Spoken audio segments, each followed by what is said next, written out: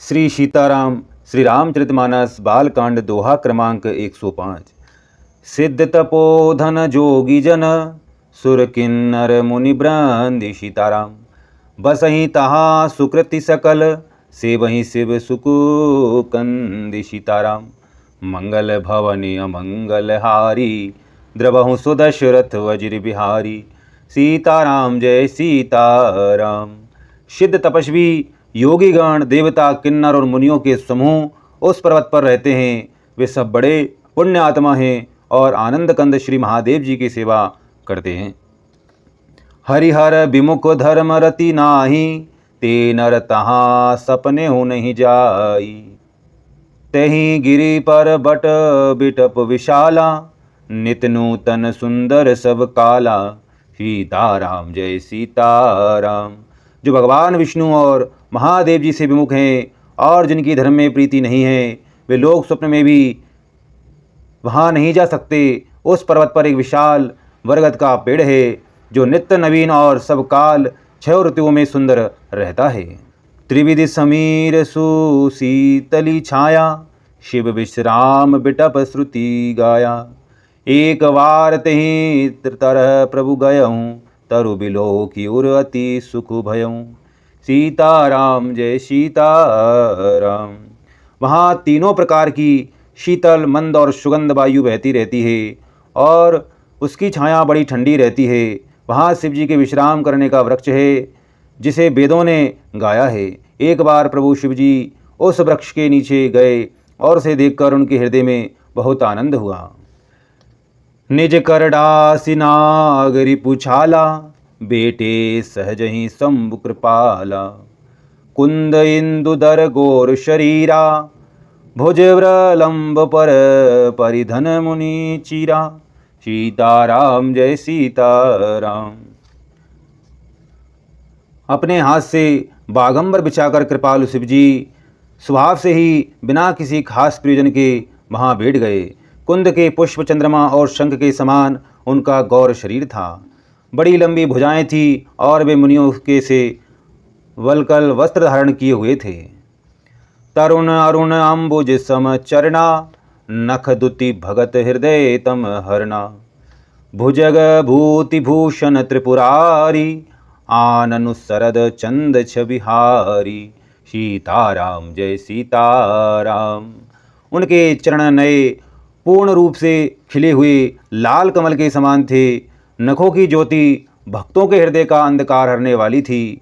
सांप और भस्म ही उनके आभूषण थे और उन त्रिपुरासुर के शत्रु शिव जी का मुख शरद पूर्णिमा के चंद्रमा की शोभा को भी हरने वाला फीका करने वाला था।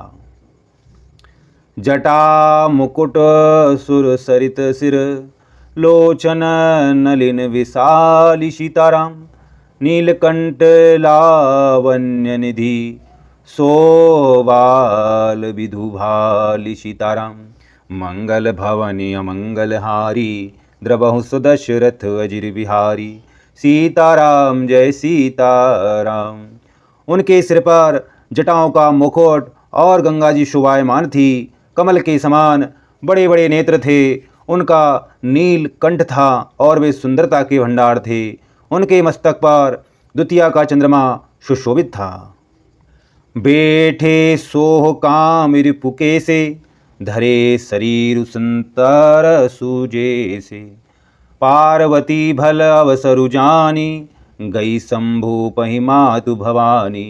सीताराम जय सीताराम। कामदेव के शत्रु शिव जी वहाँ बैठे हुए ऐसे शोभित हो रहे थे मानो शांत रस ही धारण किए बैठा हो। अच्छा मौका जानकर शिव पत्नी माता पार्वती जी उनके पास गई। जानी प्रिया आदरु अति कीना वाम अंग आसनु हरि दीना। बेटी शिव समीप हर्षाई पूर्व जन्म कथा चित आई। सीताराम जय सीताराम। अपनी प्यारी पत्नी जानकर शिव जी ने उनका बहुत आदर सत्कार किया और अपनी बाईं ओर बैठने के लिए आसन दिया। पार्वती जी प्रसन्न होकर शिव जी के पास बैठ गईं। उन्हें पिछले जन्म की कथा स्मरण हो आई।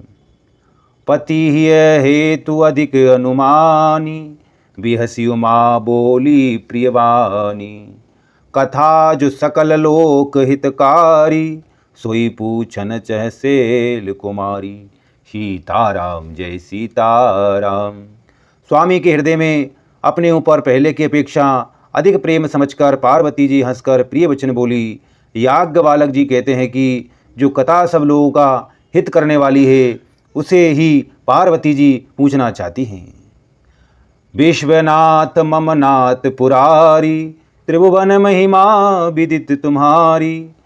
चर अरु अचर नाग नर देवा, सकल करहि पद पंकज सेवा। सीताराम जय सीताराम।